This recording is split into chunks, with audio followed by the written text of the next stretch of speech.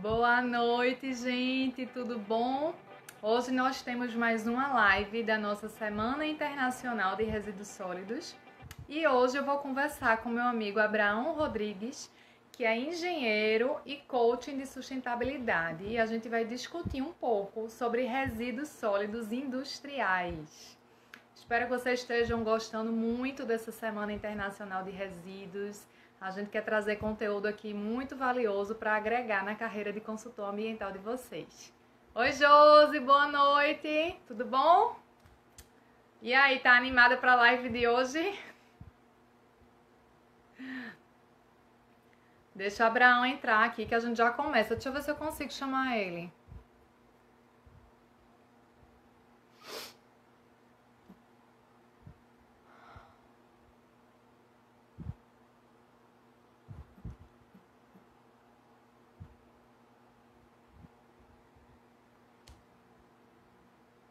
Se alguém tiver alguma pergunta aí para a gente ir conversando um pouquinho.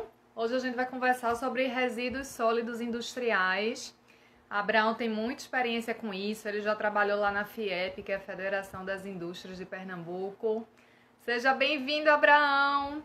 Boa noite, Samuel, tudo bom? Deixa eu ver aqui como é que eu chamo Abraão. Meu relógio aqui para ficar ligada na hora.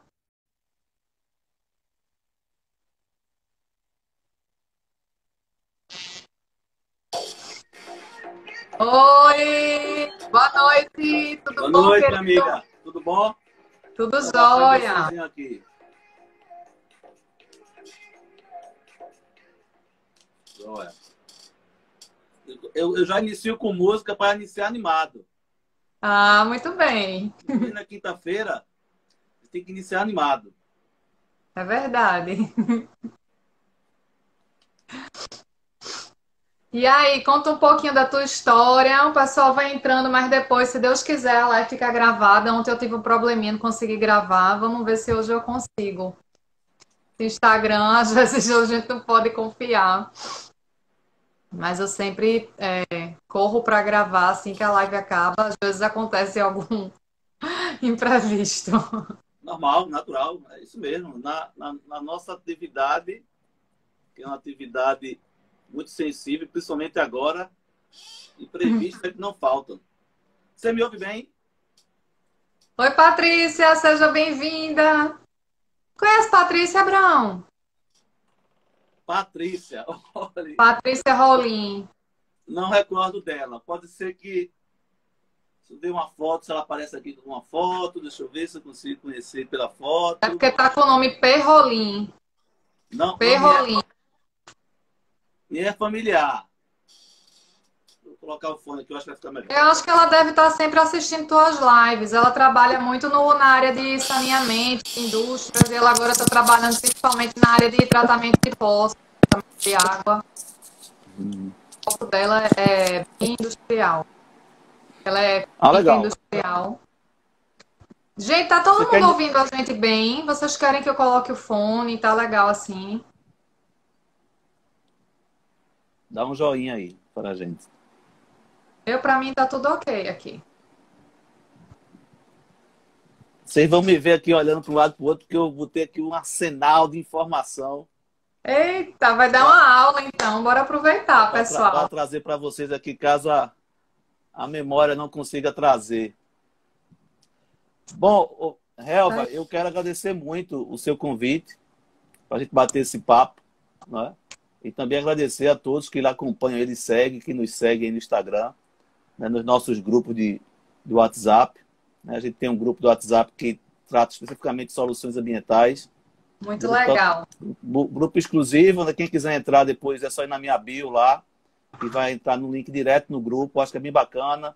Temos mais de 250 pessoas lá, do país todo e fora do país também, contribuindo com soluções interessantes para as questões sociais, ambientais e econômicas, né? Como um todo, das questões empresariais como um todo. É bem interessante. E Helva está lá contribuindo conosco também. Minha amiga, quando você me convidou para a gente tratar um pouco dessa sua iniciativa, que eu acho bem louvável, né, de discutir um pouco sobre resíduos sólidos industriais, né, numa campanha que você chama de campanha internacional para isso, Eu vou contar um pouquinho da minha historinha, né, para não consumir muito o tempo aí, para a gente trazer também informação um pouco técnica. Mas a minha acessibilidade para essa área ambiental surgiu da percepção de dentro da minha própria casa quando eu era criança, né?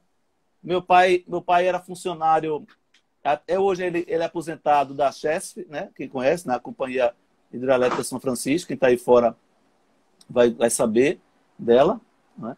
Ele trabalhava lá, era num período, né, dos anos aí 70, 80, 90, e até o 80, em que se ganhava um recurso um pouco mais justo do que hoje, né?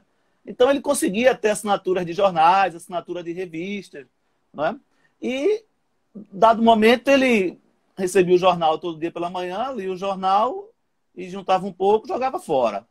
Até um dia ele perceber, no bairro onde a gente morava, em Afogados, aqui em Recife, Pernambuco, que tinha lá uma plaquinha do pessoal dizendo: compra o jornal e revista. Ele, opa, peraí. Aí ele começou a juntar isso em casa, não é? Ele começou a juntar, ele não precisava, né? Financeiramente a gente não precisava, não é? Mas ele começou a compreender algo que eu vou trazer muito aqui para a discussão, e aqui eu já lanço a pergunta para todos: que é que as pessoas entendem de eficiência? O que é eficiência para vocês? Respondam aí nos comentários. E aí ele entendeu que, peraí, se eu juntar muito jornal aqui no quartinho que estava lá isolado, será que um dia eu posso passar lá naquele mercado e vender como o pessoal está comprando? E assim ele fez. E assim ele continuou fazendo sem precisar. Colocava na mala do carro dele, sem precisar do recurso, mas ali ele entendeu que o que ele juntava durante 6 meses, 8 meses, pilha de jornais, ele tirava pelo menos ali o valor do custo de uma gasolina de uma semana. Não é? Então, 6 meses para economizar uma semana. E aí ele foi entendendo por que eu não posso fazer isso com outras coisas. E eu observando, né? Era muito menino ainda observando isso. Estava no colegial, eu acho que ensino da época, ensino fundamental e tudo. E ele percebeu também que quando ia trocar o óleo do motor do carro, o carro, né, na época era um Chevette 79, e pegava, eu acho que cerca de 5 litros, né, ainda naqueles vasilhames de plástico, ele começou a perceber que sempre sobrava um pouquinho naquele vasilhame. Aí ele inventou de ir em casa pegar um balde, e também não precisava economicamente. Mas ele entendia que não tinha como você desperdiçar algo que ainda era seu e jogar fora por jogar fora, quando aquilo pode lhe trazer receita. É isso que eu quero discutir um pouco com todos aqui. E ele pegou um balde comum, de limpar a casa, começou a colocar os vasilhames tudo emborcado para que o óleo começasse a escorrer ao longo do tempo. Aí depois de 2 semanas, ele ia dar uma olhada no balde e verificava que ainda conseguia juntar 1 litro de óleo de motor. E aí, de vez de ele comprar 6 litros, ele comprava 5, porque ele já tinha um guardado. Então, essas coisas eu fui vendo, ele foi comentando e tudo. Veja, quando eu falo que ele não necessariamente precisava daquilo, como hoje a gente vê muitos catadores de reciclados que vivem da coleta de reciclável, né? Ele não precisava, mas ele entendia que era aquilo ali eficiente financeiramente para ele, eficiente para o ambiente onde ele estava inserido, porque evitava que aquilo estivesse indo para um lugar para ser aterrado. Não é? Ou seja, que hoje a gente fala de dinheiro sendo enterrado em aterro. Então essas coisas foram me motivando, né? Aí passou o 2º grau, fiz vestibular para engenharia química, passei, né? Depois fui fazer química, e aí quando eu fui trabalhar na indústria, né? A primeira indústria que eu trabalhei, já estagiando ainda, estagiei no Ministério da Agricultura, e lá uma das minhas atribuições era analisar a água, né? E outra era fazer o tratamento dos efluentes do Ministério da Agricultura. E isso começou a também me levar em consideração as questões ambientais de tratamento, eficiência de água potável, né? E também do esgoto. E também tive a oportunidade de passar pelo Centro de Preparação de Oficiais da Reserva lá, e me formar como oficial da Reserva do Exército. E lá também teve um treinamento de tratamento de água, né? E lá a gente aprende um pouquinho de gestão. E aí surgiu essa oportunidade, fui para a indústria Brahma. Quando chegou lá, a oportunidade era para trabalhar como operador de estação de tratamento lá da Brahma, no Cabo Santo Agostinho, aqui em Pernambuco. E aí começou um pouco mais minha paixão voltada às questões ambientais, mas é uma paixão, acho que vocês possam entender, não uma paixão romantizada do meio ambiente, mas uma paixão por gostar, propositada em gostar de fazer gestão empresarial sustentável do ponto de vista econômico, social e ambiental. E não fazer ativismos que não levam a causa alguma, não é? E pelo contrário, não levam a soluções, só a fomentar o problema. Entendeu? É por aí que surgiu, né, essa minha paixão. Depois de lá, surgiu a oportunidade de fazer um trabalho na Votorantim Cimentos, né? Colaborei lá durante 4 anos, e lá foi um grande desafio, né? No interior do Nordeste. Por que um grande desafio? Porque lá não se tinha, e aí eu trago aqui essa informação para o jovem que vai nos assistir, né? Depois está nos assistindo, que lá não se tinha o técnico ambiental. Isso eu estou falando do início do século, né? Nos anos 2000. Não se tinha um responsável. Eu ia perguntar se tu foi da equipe de Diogo. Ele não estava lá ainda não, quando você trabalhou lá. Não. O início, né, da Votorantim Cimentos dos anos 2000, pelo menos no Nordeste, não se tinha figura que representava as questões ambientais dentro de uma planta industrial e de mineração. Não se tinha essa figura.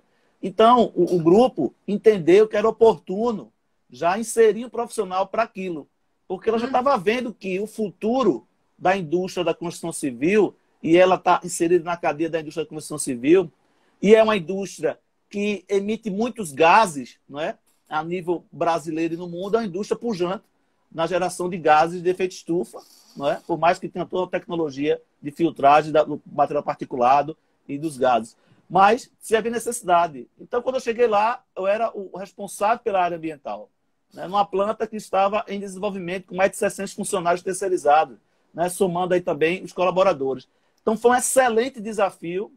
E aí eu deixo uma dica para as pessoas, né, que vai adentrar no trabalho industrial, no trabalho comercial ou de serviço. Se possível, pegue o organograma da empresa, pegue o fluxograma da empresa e pegue o mapa da empresa como um todo, o mapa geográfico da empresa como um todo. Eu acho que esses são os primeiros pedidos que você deve fazer. Obviamente, você passa pela integração, né? Mas depois que lhe dão o seu ponto de trabalho, seu posto de trabalho, acho que são os primeiros documentos que você deve pedir da empresa. Não é? Por quê? Porque ali você vai ter um mapa de onde possivelmente pode ter ali os gargalos de geração de resíduos sólidos ou gasosos ou semissólidos, não é? Ou dos efluentes industriais, do tratamento de água. E é nesse mapa que você começa a trazer esse mapa para a sua mente e dar as priorizações da gestão de cada ponto desse. Então, quando eu cheguei, não se tinha nem coleta seletiva de resíduo, para você ter uma ideia. Foi o meu primeiro grande desafio. Numa planta enorme, ainda tinha a mineração, que ficava a 30 quilômetros, né, que ainda fica a 30 quilômetros da fábrica. Então, tem que se implantar a coleta seletiva de resíduo no site de fabricação de cimento e também na planta de mineração de calcário. Isso foi muito bacana, porque foi um grande trabalho árduo, em que não só envolve as questões técnicas de fazer o mapeamento da geração de resíduo de cada posto de trabalho, de cada ambiente de trabalho administrativo, industrial e logístico. Tem que ver, como eu falei, pegue os 3 documentos e olhe tudo. Não é? E o mais importante de tudo isso não é você comprar coletor e colocar na fábrica. Né? Colocar aqueles containers de 3 metros cúbicos ou colocar o baldezinhos no chão da fábrica. Você tem que olhar também para dentro dos escritórios, mas o mais importante de tudo isso, Helva, é a educação das pessoas. Se você não educa, se você não treina, vai tendenciar o fracasso aquele programa de coleta de resíduos sólidos ou seletivo de lixo dentro da empresa que você está colocando. E melhor, é treinar e retreinar. Porque se você pega uma planta, como eu peguei, isso nos anos 2000, há 20 anos atrás só. É só 20 anos atrás. E não se tinha, as pessoas tinham que mudar essa cultura de saber colocar uma lâmpada no lugar certo, saber colocar uma pilha no lugar certo, saber colocar um papel, um plástico, um metal, uma madeira no lugar certo.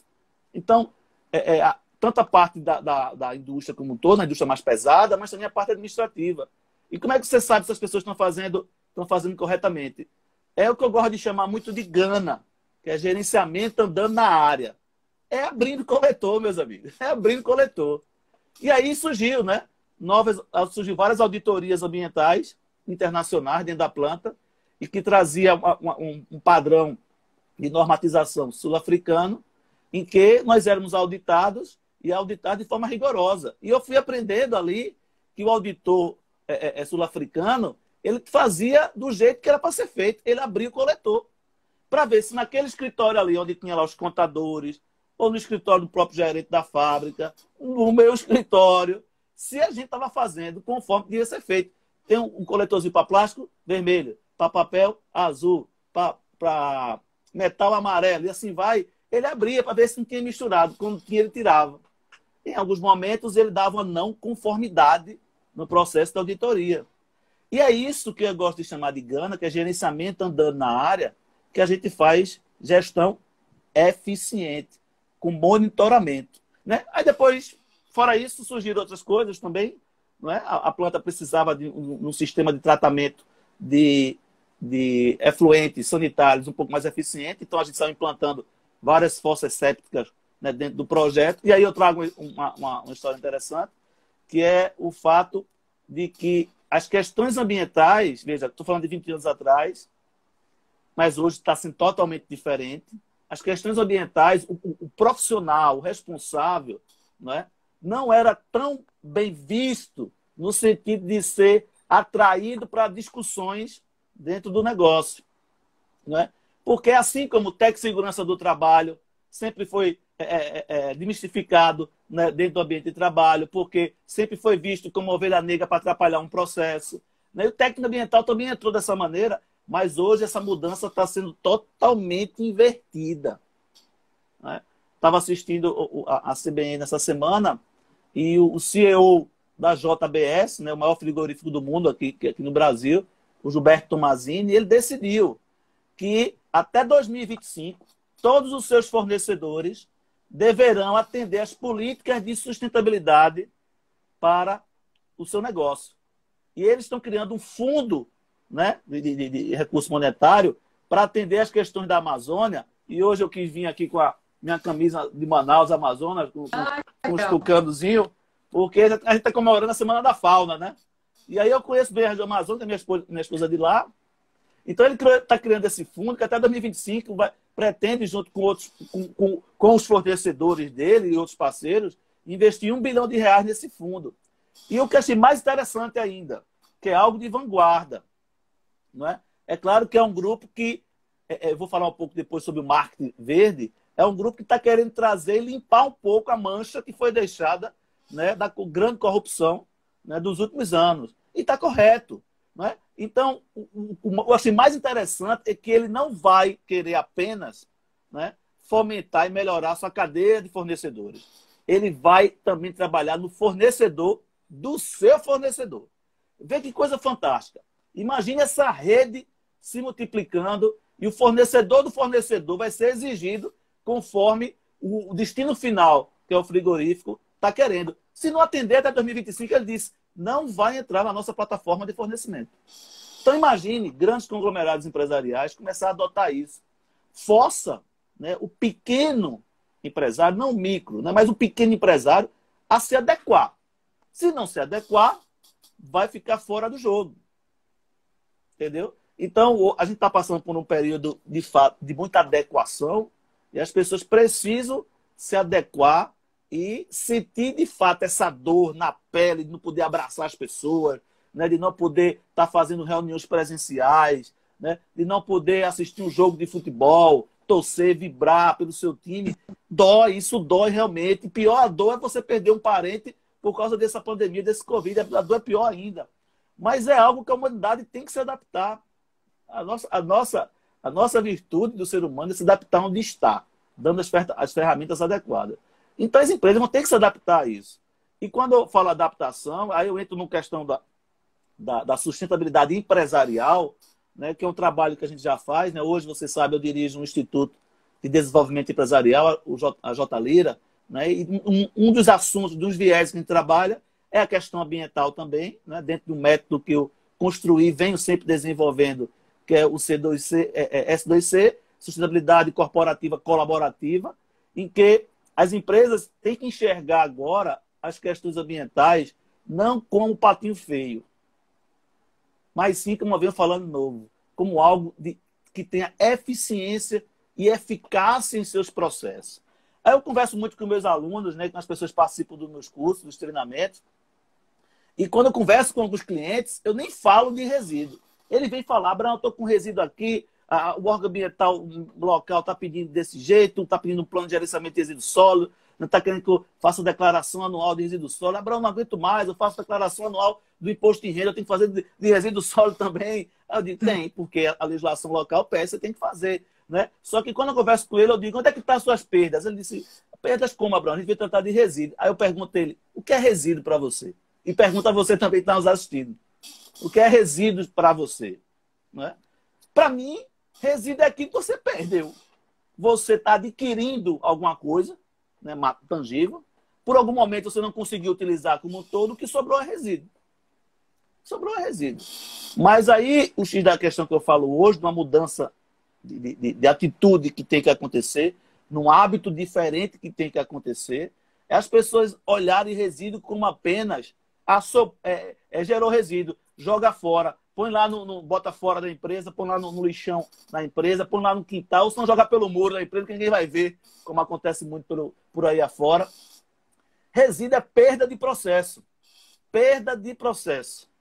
E essa perda de processo pode ser identificada, pode e deve, eu digo deve, e alguns engenheiros ambientais já discordaram de mim, que eu não sou engenheiro ambiental, né? Alguns engenheiros, eu tenho especialização em mestrado em tecnologias ambientais, mas alguns engenheiros ambientais dizem que o que eu vou dizer para vocês não convém a eles, né? De que eles têm a mesma competência profissional de um engenheiro mecânico, de um engenheiro químico, de um engenheiro civil, de identificar dentro da cadeia produtiva do negócio, seja um comércio, indústria, um serviço, né? De identificar aonde está se perdendo, como está se perdendo recurso ali, né?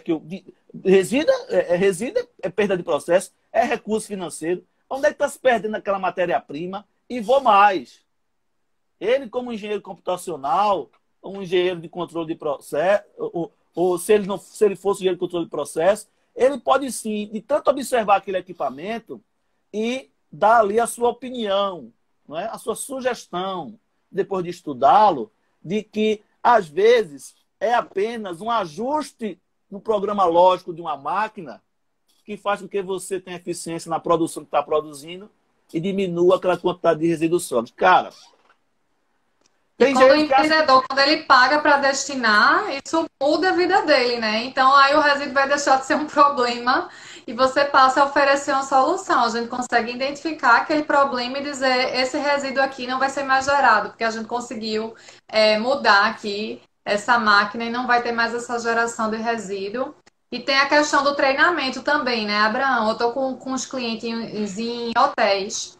E esses hotéis, eles são considerados grandes geradores, a prefeitura não recolhe de alguns deles e a maioria deles já dizem que tem coleta seletiva. Eu tenho 2 casos. Eu tenho um que não tem coleta seletiva nenhuma, que disse que doava para os catadores. Quando eu fui ver, era o lixo todo misturado e o pobrezinho do catador ia lá realmente ser um catador de lixo para ver se dali ele encontrava alguma coisa. E eu disse, se você quiser realmente fazer um trabalho legal...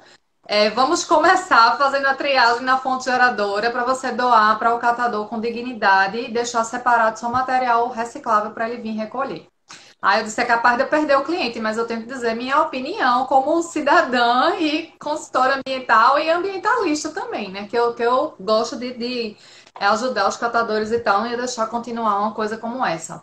E teve um outro caso de um outro hotel que já tinha uma coleta seletiva bem legal, já tinha aquelas barras de separação, tudo direitinho, mas eles estavam gastando muito, se eu não me engano, eram uns 80 mil reais por ano só com resíduo de poda. É um hotel que tem muito coqueiro, que tem muita árvore, sempre eles estão podando o tempo inteiro, com medo que caia algum galho, algum coco, catemba na cabeça de algum hóspede. E aí eu consegui identificar que dentro desses coletores o pessoal estava colocando resíduo de construção, o pessoal estava colocando lixo orgânico, então eles pagam por caçamba. Então, quanto mais coisa tiver naquela caçamba, mas eles vão pagar. Então, só com treinamento a gente já consegue diminuir aí essa geração. Outra coisa, resíduo de poda é um material orgânico. Por que que ele tem que pagar para destinar um hotel enorme que tem uma área lá que ele pode triturar e transformar como adubo? Então, assim, a gente consegue estudar e enxergar milhares de possibilidades para que o cliente possa vir a ter uma redução de custos. E aí esse trabalho é muito interessante, e aí o cliente passa a valorizar o trabalho da gente, dizer, fique aqui, minha querida, e a gente vai vendo em vários outros resíduos que são gerados, que o ideal é que nem exista o resíduo, né?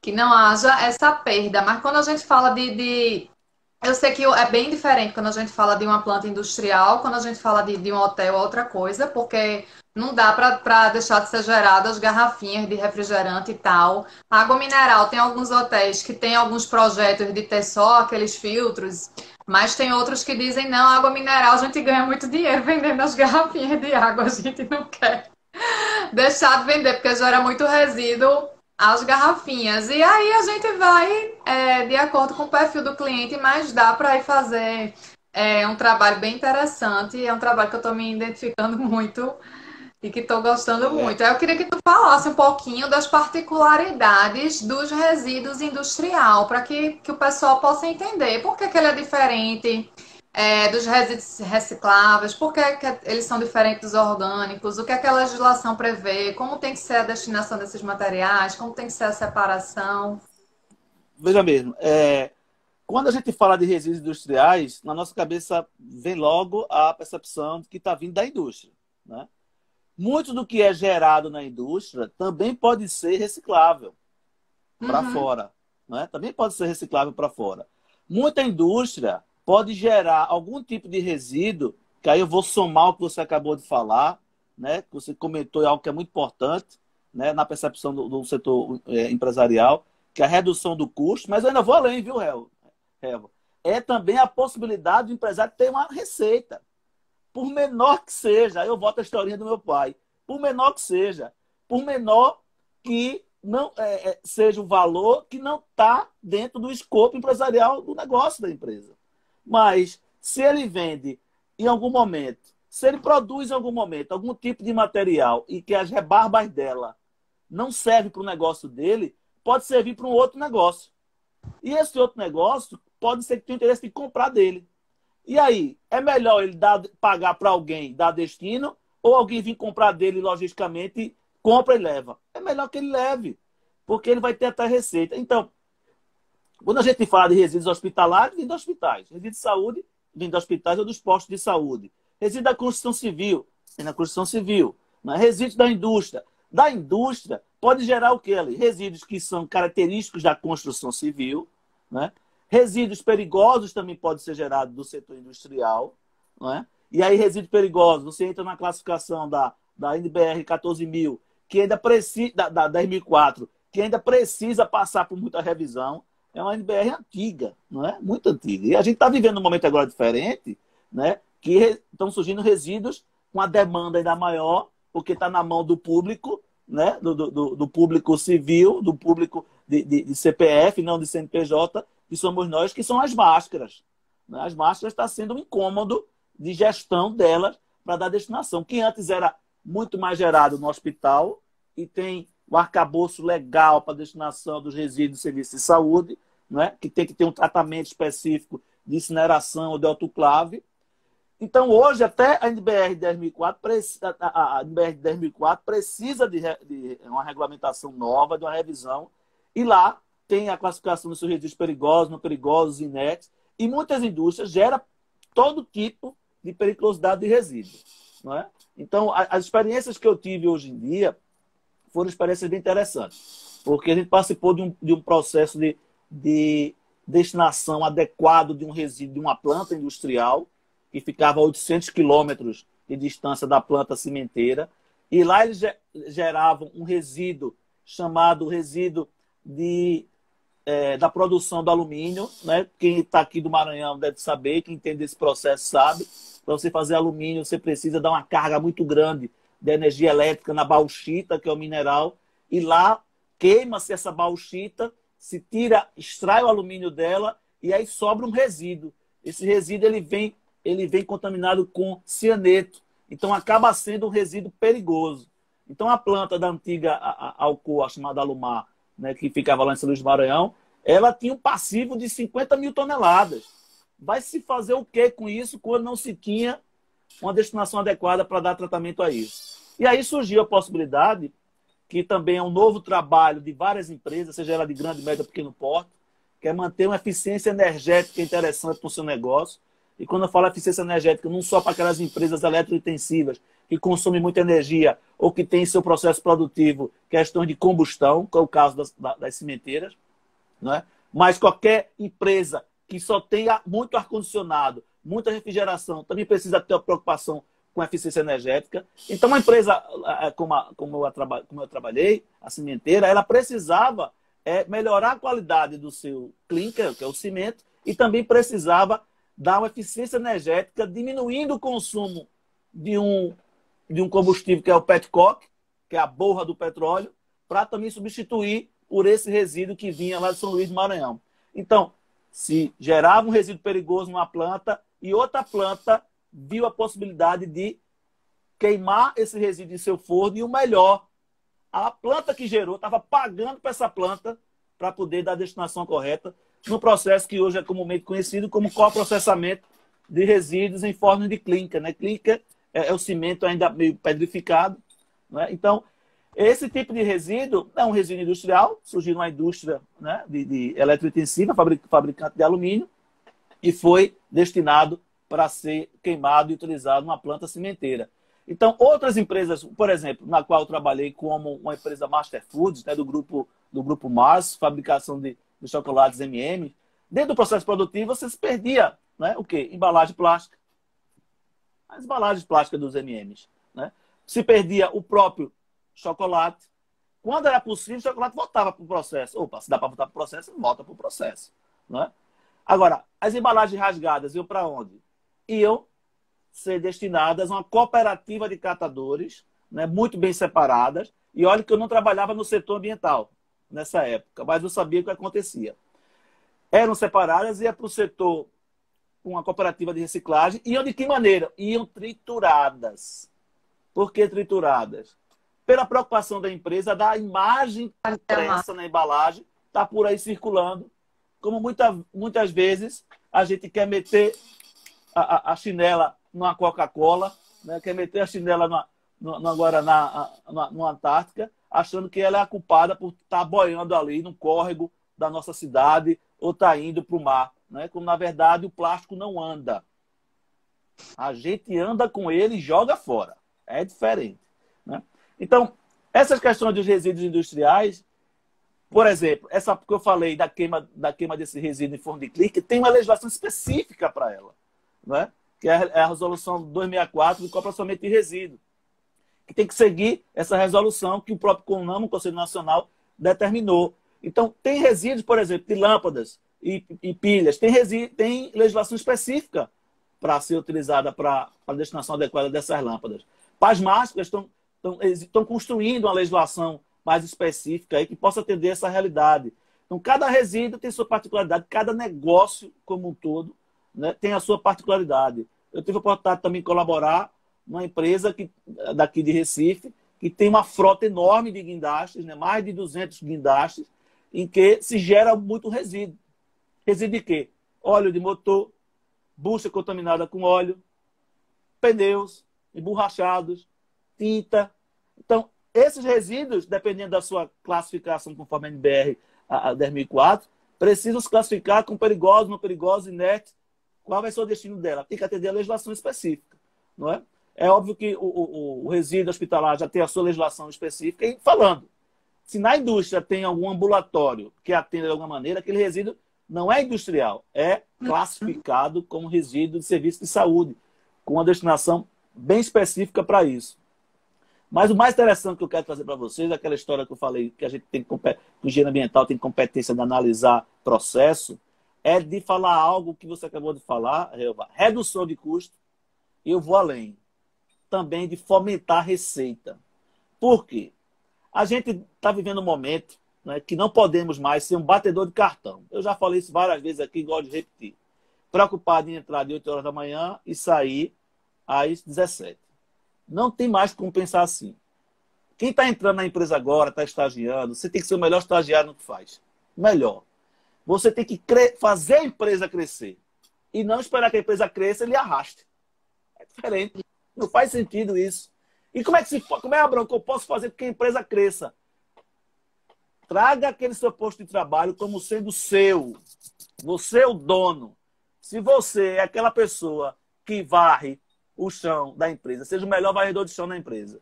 Se você é aquele diretor comercial que melhor vende naquilo que faz, seja o melhor diretor comercial. Se você é o supervisor, o técnico eletricista que vai fazer uma manutenção e lá você identifica que não há necessidade de estar gastando tanto cabo, está gastando tanto eletrocalha e pode reduzir aquilo para a sua chefia, faça. E diga por que você fez. Não é? Porque essa percepção o empresário está procurando. O empresário moderno, a partir de então, está procurando.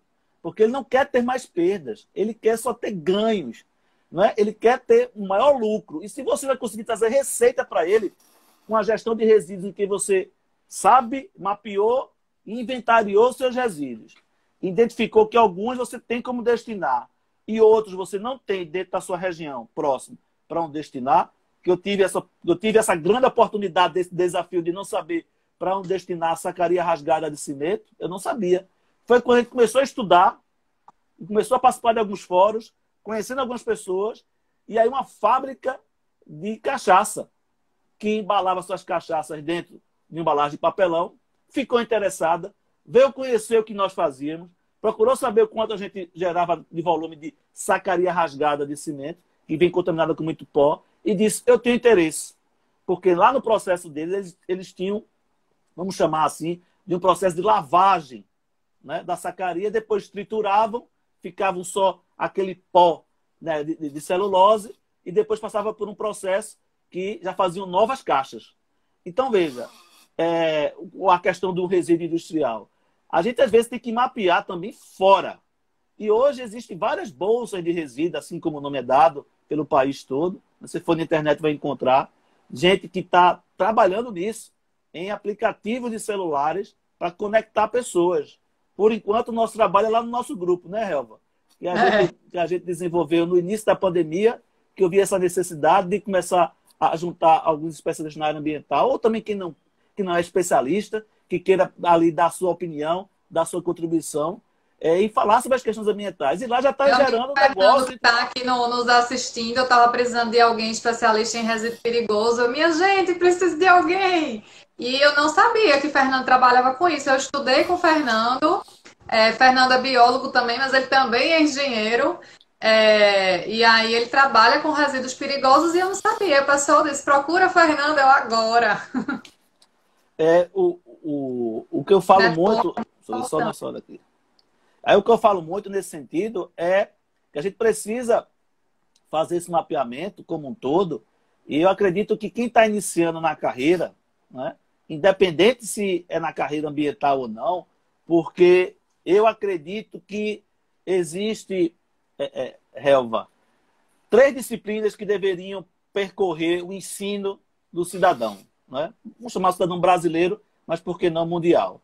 Não é as questões ambientais. Educação ambiental tem que surgir desde a idade da infância e até o pós-doc do camarada. Educação financeira. Ele precisa saber gerir bem os seus recursos financeiros.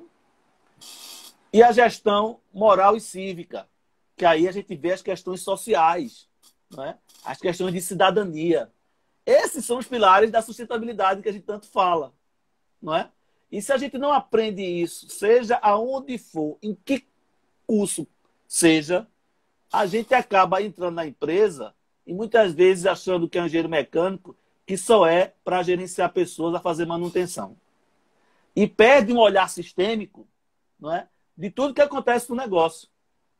E poder também colaborar com aquela gestão ambiental ou de segurança do trabalho que ali tem que ser feita. Porque hoje a gente está vendo na TV. Não é de hoje as discussões ambientais. Mas nesses últimos 10 anos vem se intensificando as discussões ambientais. Não é? A mídia vem trazendo isso e ótimo que a mídia traga. se é verdade ou não, se é fake ou não, se é desinformação ou não, se a Amazônia está queimando ou não, se o Pantanal está queimando ou não. Não importa. A gente sabe que é verdade, tem muito fundo de verdade. Pode também ser que há alguns números sendo manipulados. Tem gente queimando de propósito mesmo a Amazônia. Tem gente queimando de forma irresponsável. Tem. Mas se a gente não pensa de forma eficiente, a gente acaba perdendo a oportunidade que esse momento hoje a mídia vem nos trazendo. O mercado internacional está pressionando o brasileiro a mudar os seus parâmetros de gestão ambiental, principalmente na gestão de resíduos. E mais do que isso, né? O mercado, ele quer investir aqui no Brasil, porque a área das nossas florestas, mesmo que estejam se queimando, ainda são muito maiores do que vários países lá fora. Tem até um vídeo, eu acho que é lá de Portugal, de uma pessoa lá da ONU, que ele está insistindo em investir aqui no Brasil e eles não conseguem. Então, assim, é uma coisa impressionante, uma questão política mesmo, que é melhor a gente nem entrar nessa questão. Mas, assim, tem investidores internacionais querendo investir aqui, porque a nossa fauna, a nossa flora é uma riqueza enorme que outros países não têm. Então, a gente tem que valorizar o que é nosso também. O que você falou no começo, a questão do desperdício, a economia que você vai fazer e tal. A gente aqui é um país que tem tantas desigualdades sociais, que tem tantas dificuldades e é um país do desperdício. É um país que tudo que joga fora, que tudo é feio, porque está reutilizando, porque está reciclando, precisa, joga fora e compra outro. Joga fora por quê? Se eu paguei por aquela embalagem, eu posso usar ela de novo. Joga fora coisa... Eu volto àquela questão da eficiência, entendeu? E muito passa pela nossa educação, né? Seja ela ambiental, social, econômica, como for. Se a gente não faz dentro de casa, não é? A gente acaba tendo que fazer de forma obrigatória lá fora, porque o dono da empresa pede para fazer, não é? Uma gestão de resíduos, uma gestão de coleta seletiva. Eu aqui em casa não faço coleta seletiva de tudo, não faço. Mas vidro, papel, papelão, isso aí eu consigo. E aí, o que é que eu faço? Não dá para juntar, porque a casa é pequena. Eu tenho uma pequena caminhonete, jogo dentro da caminhonete. No dia que eu tenho tempo e passo na frente da cooperativa perto de casa, eu entrego. É isso que acontece. Uma vez eu tava com... A gente juntou aqui, que a gente junta aqui por um mês, mais ou menos, porque o material reciclável, quando tá limpo, a gente consegue juntar e não tem problema nenhum, né? Aí a gente juntou uma quantidade para procurar uma cooperativa que tivesse no caminho e doar. E aqui na rua mesmo, tava vindo a catadora puxando a carrocinha, meu marido tava dirigindo. Eu paro o carro agora e dá esse material para ela. Minha gente, a mulher abriu um sorriso de orelha a orelha, porque quando ela viu, era um saco grande, que tava com muito material, e ela viu que era tudo limpinho. Ela viu que tudo que estava ali ela ia poder aproveitar. Então, se todas as pessoas tivessem essa consciência, ia fazer toda a diferença, né? Porque muita gente bota o lixo tudo misturado e diz o catador que leve o que ele quiser, mas pra gente não faz diferença nenhuma a gente separar no momento que a gente gerou. Porque não é nem separar, é não misturar. Então, é uma coisa muito simples. Basta a gente ter um coletor à parte, a gente em qualquer tipo de embalagem. Eu até fiz uma postagem sobre os resíduos que a gente gera no banheiro, embalagem de shampoo, de condicionador, caixinha de pasta de dente, aquele rolinho do papelão. Por que a gente gerou no banheiro, a gente tem que jogar no lixeiro do banheiro? Não, qual é o problema? Você ir até a sua área de serviço e levar para o coletor de material reciclável e separar aquele material reciclável. Então, isso é na casa da gente, isso é numa empresa, isso é em todo lugar que a gente realmente tem que implantar uma cultura de sustentabilidade, né? E veja mesmo, é o que eu falo, a gente não pode ser mais batedor de cartão. Quando eu falo, é porque nossa mente está programada e o hábito de bater o cartão para entrar, bater o cartão para sair. E às vezes chega a segunda, a gente já começa o hábito de dizer, sexta-feira, chega logo. É um hábito, e é um hábito ruim. Então, se você começa a praticar hábitos bons dentro da sua residência e não se preocupando com os pré-julgamentos das pessoas, você vai conseguir, de forma muito natural, a fazer isso em qualquer lugar que você vá. A gente não joga papel dentro no chão, não joga. Não é? Cinema é caro, sabe por quê, Helva, nesse país? Porque a gente suja muito cinema. Se a gente não sujasse muito cinema, não tinha tanto colaborador limpando. Então o empresário tem que cobrar caro. Entendeu? Para isso. Se a gente chegar num país como a Alemanha, que menos de 1% do seu resíduo não vai para aterro, ele incinera para poder gerar energia, porque ele é um país muito frio, né? E eles sabem o que é escassez de alimentos, escassez de condições sanitárias, porque passaram por duas grandes guerras, não é? Por uma mudança social e comportamental nos anos 1989, né? Com a queda do Muro de Berlim, eles sabem da realidade deles, né? Então hoje, nada, né? Então hoje eles têm o maior índice de reciclagem do continente europeu, de 63%, quanto a média do continente europeu de 25%. Então veja mesmo, aí a gente quer ir para a Alemanha. Aí você chegar lá, vai querer praticar a mesma coisa que pratica no Brasil, não dá. A sociedade não vai deixar você fazer isso. E isso não é ruim. Infelizmente, a maioria não se comporta dessa maneira. E aí nós ficamos muito vulneráveis e ficar com medo do julgamento. Quantas vezes as pessoas olhavam assim, abriu a caçamba, meus amigos abriu a caçamba do meu carro e diziam: o que é que tem de novo aí, Abraão? De novo não tem nada. Só tem de velho para dar destino. Ou eu vou vender alguma coisa aqui que tem valor, né, que estava na minha casa, ou eu vou dar para alguém para poder utilizar. Agora, fora eu não jogo. E livro, quando eu vejo um livro no lixo, Helva, chega a me dar uma tristeza. Me dá uma tristeza você jogar um livro, jogar um conhecimento impresso que alguém ali se debruçou para você jogar no lixo. Eu acho um crime. Você tem que dar para uma biblioteca e para alguém poder ler livro que possa ter 500 anos atrás. Mas não importa. Aí eu estou falando isso porque é muito importante para a gente fazer gestão eficiente, eficaz, adequada dentro do negócio da gente, seja na indústria, no comércio ou no serviço. Porque hoje, eu repetindo, o empresário é muito pragmático. Ele quer ter o maior lucro e, se possível, com receita. Então, se você não faz uma gestão de resíduos sólidos, que não só apenas fazer por fazer. Ah, não, separei aqui esse lixo industrial, o metal aqui da siderurgia, por exemplo, a escória de aço cearia do setor siderúrgico. Antigamente se jogava fora, não bota fora das grandes siderúrgicas no mundo todo. Hoje, existem empresas assim como a cimenteira. Por que eu sinto muito a cimenteira? Porque o produto, o forno de cimento, né? Dependendo do forno, você consegue produzir mais de 3 mil toneladas por dia de clinker. Você tem ali uma capacidade térmica de mais de 1.500 graus. Ali queima até pensamento ruim.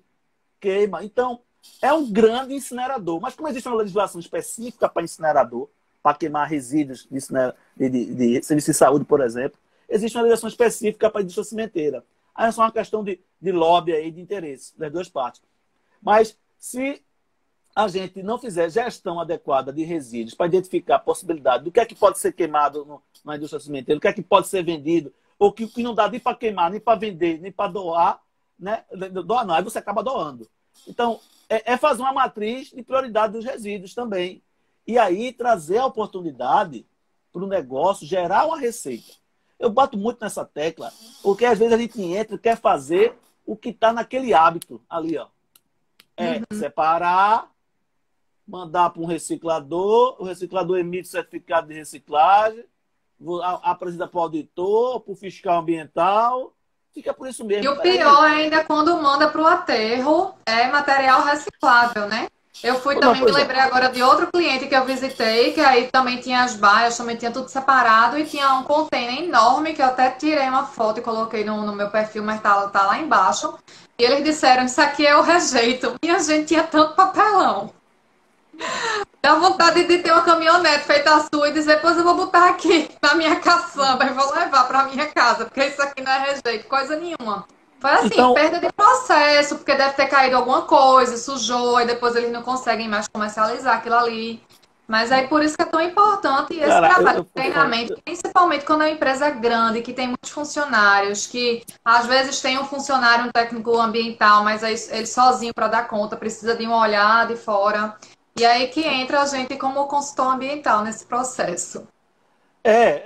A gente dá um apoio, né, nesse sentido, mas eu já gosto de dar apoio aqui, para as pessoas já pegando essas dicas da gente, porque a gente não pode mais entrar querendo fazer mais do mesmo que fazia 6 meses atrás. Não tem como. Você tem que pensar como dono daquilo que faz. E dono no sentido de gerar receita, gerar riqueza para a empresa e fazer com que ela cresça. E não esperar que ela cresça lhe arrastando. Você tem que fazer, empurrar ela para cima. Não esperar que ela lhe puxe. Né? Porque se esperar que ela lhe puxe, é mais fácil ela lhe dar um empurrão. O empurrão a gente entende do que se trata. Né? Então, essa é a visão que eu tenho hoje da gestão de resíduos sólidos industriais.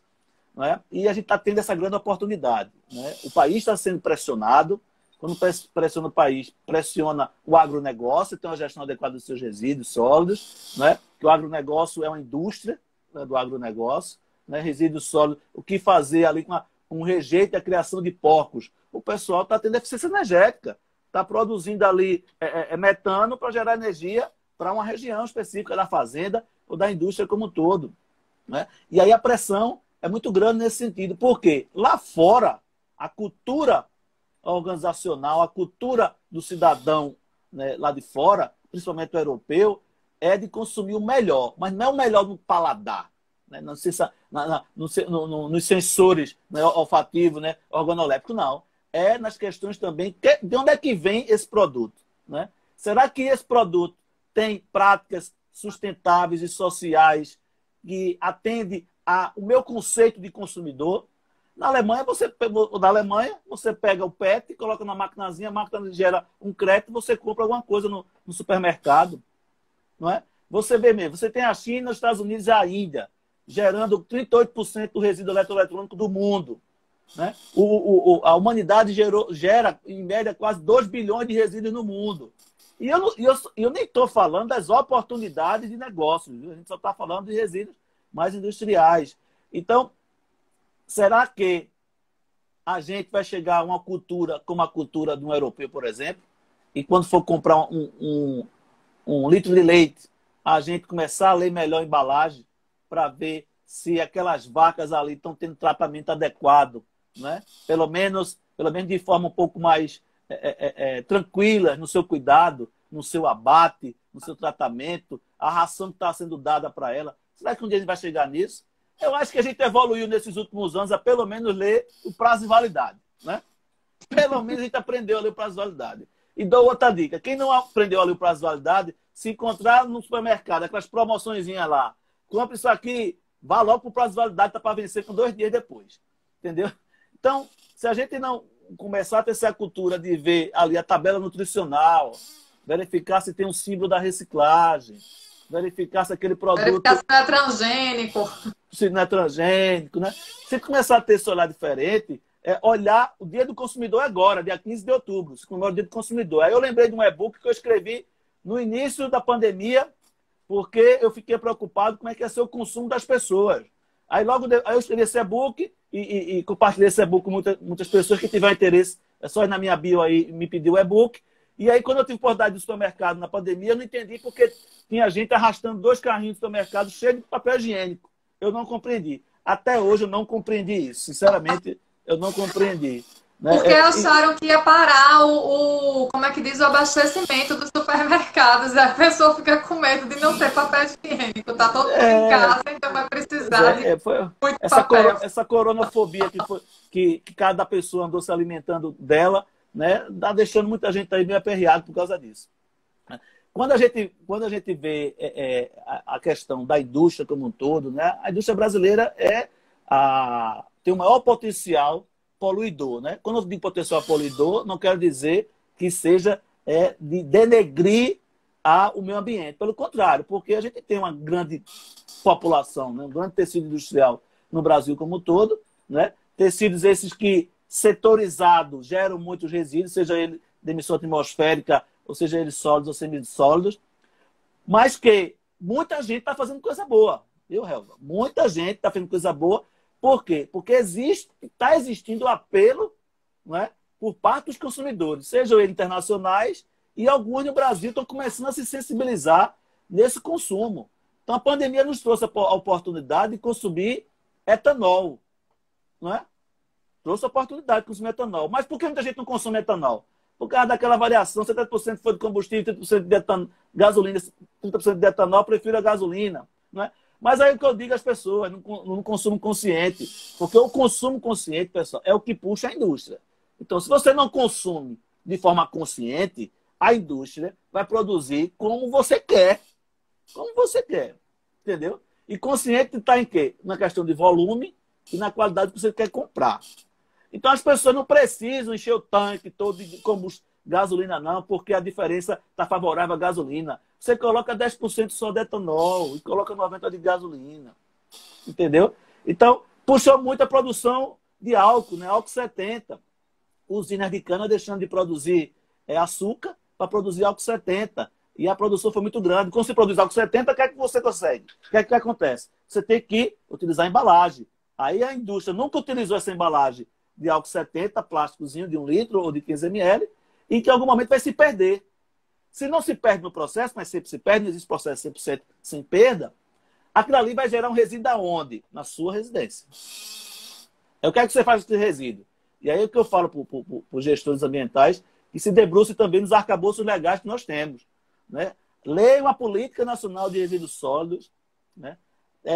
Dissequem essa política, que além de encontrar lá, ali alternativa de boa gestão ambiental, você vai encontrar oportunidade de negócio naquela política, porque em algum momento você pode entender que, peraí, se eu comprei essa garrafinha de água mineral aqui, será que eu posso dar a destinação para o supermercado, porque ele tem que fazer a logística reversa disso e mandar para a indústria da reciclagem depois? Pode. Só que você tem que estudar mais para saber como é que vai ser feito isso. Se eu compro uma geladeira numa empresa de eletrodoméstico e ela quebra, o que é que eu faço com ela? É uma dúvida que nós temos. Muita gente também não está conseguindo inventariar bem os seus resíduos sólidos da indústria, porque está esquecendo de ler os arcabouços legais que existem. E existe um resíduo que poucas pessoas conhecem, que está dentro do Programa Brasileiro de Eliminação de Gases de Efeito Estufa, CFC e HCFC, que são o quê? Tem aqueles cilindros pequenininhos cheios de gases, HCFC, que abastecem os refrigeradores, ar-condicionado, né, os splinters e tudo. Aquilo ali não deve ser lançado para a atmosfera. É crime ambiental. E se na sua empresa tem mais de 30 splinters daquele refrigerando a parte administrativa, a manutenção dela precisa ter um olhar diferente, porque aquilo ali é um resíduo que é gerado gasoso. E se sobrar o cilindro, fazer o que com aquilo? Não é? Tem que se dar uma destinação adequada conforme a instrução normativa do IBAMA 05. Então, tem que estar atento a essas mudanças ambientais que estão acontecendo. Né? E essas mudanças ambientais acontecem por nós, consumidores, que mudamos o mercado. E não é à toa que essa carta de puxão de orelha no Brasil, de 32 CEOs internacionais que têm plantas industriais aqui, disseram, ou vocês cuidam melhor do meio ambiente aí brasileiro, ou os investimentos não vão ser mais aqueles que vocês esperam que a gente possa investir. Né? Aí não é à toa que a gente ouve o discurso do presidente da República agora na Assembleia das Nações Unidas, fazendo todos aqueles comentários que ele fez. Não é? Por quê? Porque ele entende que se não for feito como deve ser feito, investidor internacional não vai vir. E se o investidor internacional não vir, porque ele vindo melhora a qualidade do produto, a qualidade do processo, gera emprego, gera renda, e como é que vai ficar os produtos produzidos por aqui? Pode ser que não tenha a mesma qualidade como o que vem lá de fora. Pode ser que não tenha. Mas aí a cadeia toda vai se gerar o quê? Resíduos, que é perda dentro do processo produtivo. E a gente precisa estar atento com as suas movimentações que estão acontecendo. Mas eu gosto de tocar na tecla que seja eficiente no processo, reduza custo no processo, se possível, encontre receita naquele pequeno processo que gera aquele tipo de resíduo para o negócio onde você está trabalhando. Seja dono do seu posto de trabalho. Entendeu, Helva? Abraão, já está acabando aqui nosso tempo. Eu queria só falar para o pessoal, acho que tem muita gente aqui na live que é teu seguidor e não me conhece, que eu estou lançando a Semana do Gestor de Resíduos de 1 a 9 de outubro, que eu vou justamente mostrar todas as oportunidades de negócio que a gente tem para atuar com resíduos sólidos e ganhar dinheiro com isso. Que enquanto muitas vezes as pessoas veem isso daí como lixo, como um problema, a gente como consultor ambiental, a gente tem que enxergar como uma solução, como um agregador dos negócios, que isso aí também pode se repercutir para as empresas como marketing ecológico, a partir do momento que ela inclui uma cooperativa, que ela faz a destinação ambientalmente adequada. E aí eu vou falar de vários vieses que existem dentro desse mercado de resíduos sólidos, como é que a gente consegue atuar. Vão ser lives, vão ser uma semana de aulas ao vivo, que não vai ficar gravado, então vocês têm que entrar lá na minha bio e se inscrever lá. Basta vocês entrarem no grupo do WhatsApp, e aí eu vou mandar esses links privados dentro desse grupo, vou mandar avisos, material complementar, tudo vai ocorrer lá dentro e não vai ficar gravado. Então, quem tiver interesse, se inscreva. Fique sempre observando o grupo para poder ficar atento às notificações. É um grupo que fica lá silenciado. E a live está acabando. Muito obrigada, Abraão. A gente vai cair aqui. Eu que lhe Obrigada por agradeço, sua minha amiga. Agradeço a presença, todos que nos por assistiram sua aqui. rica contribuição. Muito obrigada a todo mundo aqui presente. Foi Valeu, ótimo. valeu. Vamos fazer mais. Viu? Um abraço a todos. Tchau, tchau. Um abraço. Tchau, tchau. Tchau. Tchau, boa noite.